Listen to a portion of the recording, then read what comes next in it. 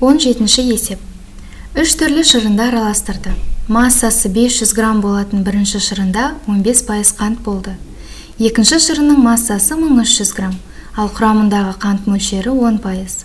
200 грамм массалы үшінші шырынның қант мөлшері белгісіз, ал пайда болған аралас шырындағы қант 12,5%-ға тең.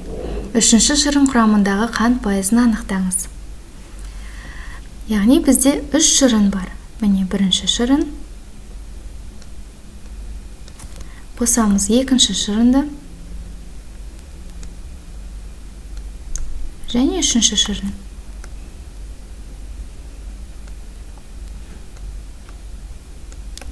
Осы 3 шырынды қосқан кезде бізде аралас шырын пайда болды.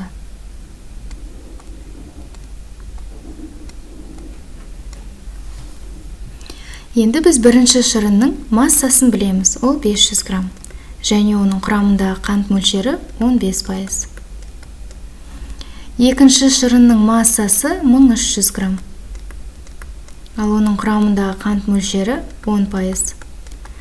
Үшінші шырынның массасы бізге белгілі, ол 200 грамм, бірақ біз оның қант мөлшерін білмейміз. Ал пайда болған аралас шырындағы қант 12,5%-ға тең. Пайда болған аралас шырын дегеніміз ол 3 шырынның қосындысы, яғни біз оның массасын таба аламыз.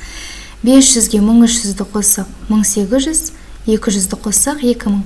Демек біздің пайда болған аралас шырынымыздың массасы 200 грамм.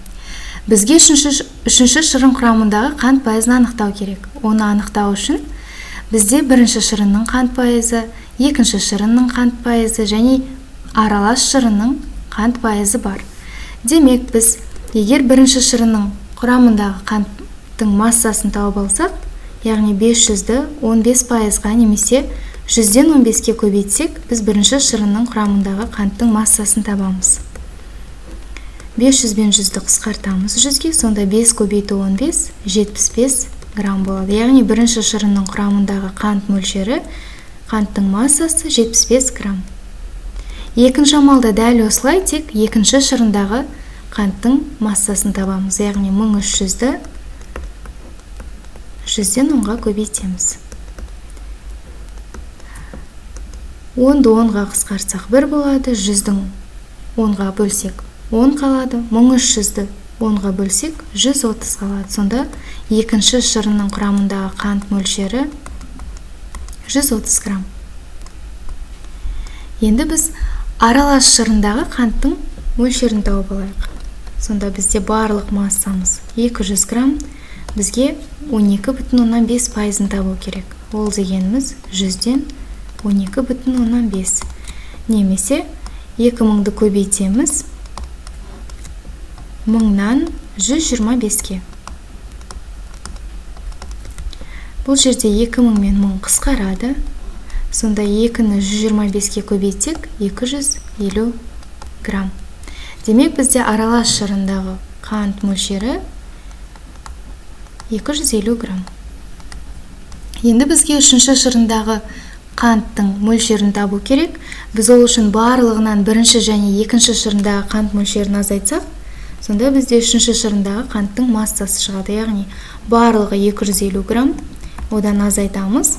Бірінші шырын 75, қосылған екінші шырын 130.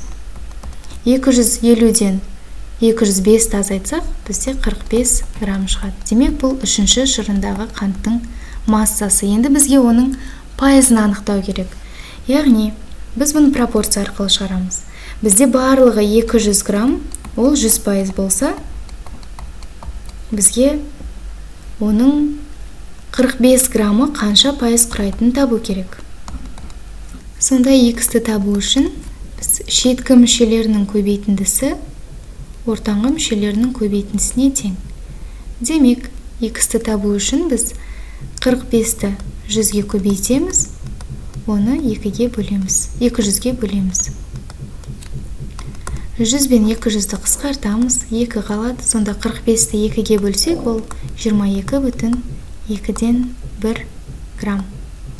Яғни үшінші шырынның құрамындағы қант мөлшері 22,2-ден 1 грамм. Бізде жауаптың нұсқаларының ішінде ондай жауап жоқ, бірақ 22,5% бар. Ол ондық бөлшек түрінде жазылған. Дұрыс нұсқасы Б нұсқасы.